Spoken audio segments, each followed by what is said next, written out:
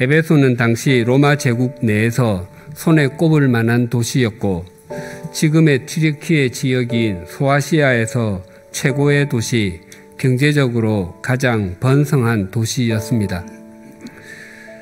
이런 탐욕의 도시, 이런 우상 숭배가 만연한 도시 에베소에서 그리스도인으로 살아가는 에베소 교회 사람들에게 사도 바울은 편지를 써서 보냈습니다. 에베소 교회 사람들을 두 가지로 호칭합니다. 첫째는 에베소에 있는 성도들입니다. 성도의 문자적인 의미는 거룩한 무리입니다. 성경에서 거룩하다의 가장 중요한 의미는 구별하다입니다. 우리는 하나님께로부터 택함, 즉 구별함을 받았습니다. 앞에서도 말씀드린 바와 같이 에베소는 당시로는 없는 것이 없는 아시아 최고의 시장이었고 온갖 사치를 부릴 수 있고 온갖 허영을 과시할 수 있었기 때문에 허영의 시장이라고 불렸습니다. 그럼에도 바울이 에베소에 있는 성도들이라고 말하는 것은 그런 세속적 가치관이 판을 치는 도시에 살고 있을지라도 여러분은 구별된 사람들, 성도인 것을 잊지 마십시오라는 의미입니다.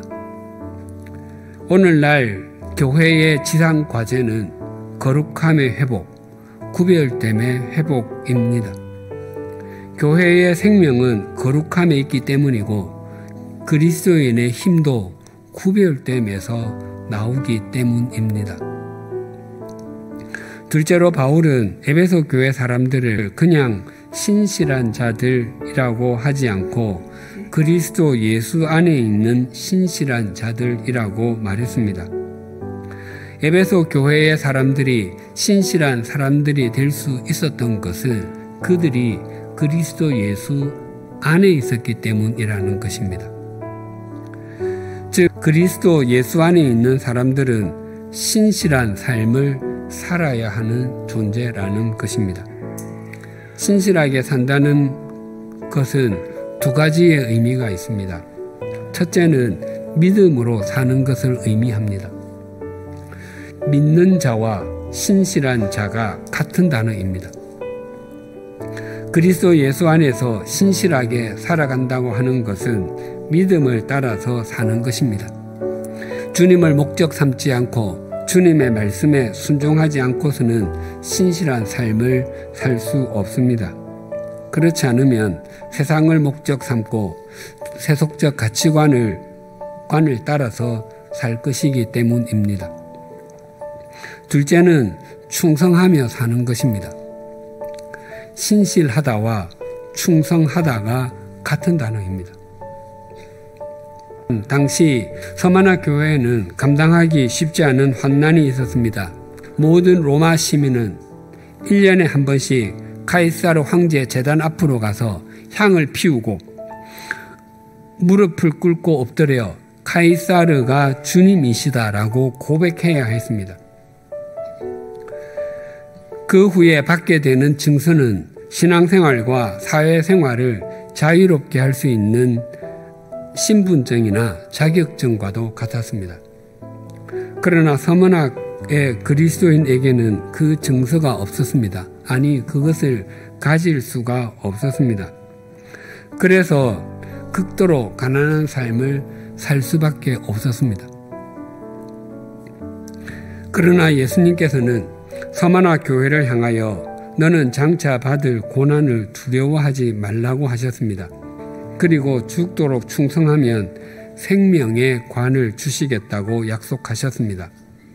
그래서 이 1절의 말씀을 이렇게 해석할 수 있습니다.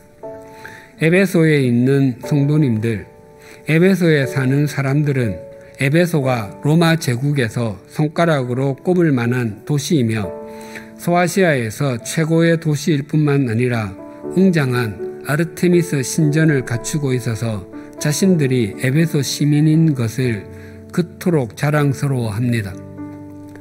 그래서 에베소의 가치관을 따라서 사는 것이 최고의 삶이고 가장 지혜롭게 사는 것이라고 여깁니다. 그러나 여러분은 그리스도 예수 안에 있다는 사실을 잊지 마십시오. 여러분은 그리스도 예수 안에 있어서 신실한 사람이 되었고 신실한 사람으로 살아갈 수 있습니다. 여러분께 하나님의 뜻으로 말미암아 그리스도 예수의 사도가 된 나 바울이 그래서 이 편지를 보냅니다의 의미입니다. 우리 교우님들이 대부분 사시는 서울과 수도권은 전 세계에서 가장 큰 도시 중의 하나이자 대한민국의 심장부입니다. 서울과 수도권에는 대한민국의 정치, 경제, 행정, 사법, 외교, 교육, 문화, 예술 등 거의 모든 것이 집중되어 있습니다. 사람들은 이곳에서 살아남기 위해서 수단과 방법을 가리지 않고 발버둥을 칩니다. 그러한 우리에게 하나님께서는 우리가 그리스도 예수 안에 있다고 사도 바울을 통해서 이 편지를 우리에게 보내셨습니다. 그래서 성도로 부르심을 받은 우리가 어디에 있든지 그리스도 예수 안에서 신실한 사람으로 살아갈 의무가 있습니다. 주님의 이름이 오늘날처럼 땅에 떨어진 적이 없고 한국교회가 세상의 소금도 아니고 빛도 아니라는 비난을 지금처럼 받은 적이 없지만 또한 그리스도인이라고 소신있게 말할 수 없는 분위기가 된 것이 가슴이 찢어질 듯이 아프지만 우리 100주년 기념교회 교우님들이 하나님께서 머물게 하신 삶의 자리에서 성도로 또한 그리스도 안에서 신실한 사람으로 살아가실 것을 저는 신뢰하고 있습니다. 크고 작은 회사를 운영하시거나 자영업을 하시는 분들은 그 운영 공간에서, 직장인들과 공무원들은 그 일터에서, 주부들은 가정에서, 학생들은 학교에서, 우리가 어디에 있든지 우리 모두가 서울이나 수도권, 대한민국 안에서 세속적 가치관을 따라 살지 않고 구별함을 받은 성도로서 그리스도 예수 안에서 신실한 사람으로 살아가다 보면 하나님께서는 우리를 통로 삼아 한국교회와 우리 사회를 맑히고 밝혀주지 않겠습니까?